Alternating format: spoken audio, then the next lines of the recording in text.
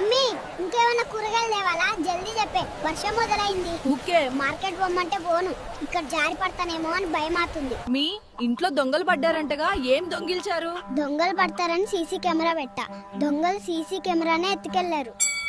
ఎక్కడికి వెళ్తున్నావు పాపా? స్కూల్లో మా ఫ్రెండ్ నా పెన్సిల్ తీసుకుంది, ఆ పెన్సిల్ తిరిగి తీసుకోదానికి వెళ్తున్నా. ఎలాగో ఫ్రీ బస్ కదా ఆడవాళ్ళకు.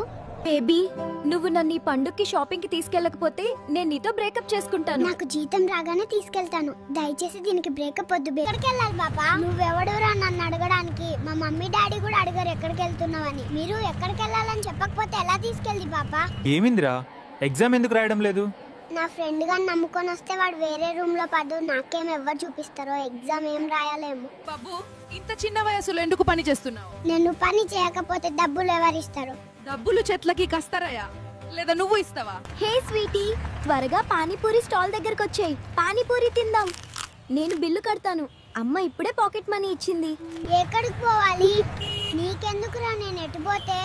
ఇంతవరకు మా అయ్య అవ్వనే అడగరు ఎటుపోతున్నావని. మీరు మీ నాన్నకి ఏమైనా చెప్పాలి అనుకుంటున్నారా? మా నాన్నకి చెప్పండి, ఇప్పటి నుంచి mutual funds SIP investment start చేయమని. నా ఖర్చులు ఎక్కువగా ఉంటాయని. కూరగాయలు బస్సులో ఎందుకు అమ్ముతున్నావమ్మా? ఫ్రీ బస్ అయినా కానుండి ఆడవాళ్ళు మార్కెట్ కే వస్తలేరు, ఈ బస్ లోనే తిరుగుతున్నారు. అందుకే దుకాణం ఇక్కడ పెట్టా. నాకు ఫ్రీ బస్సే కదా అని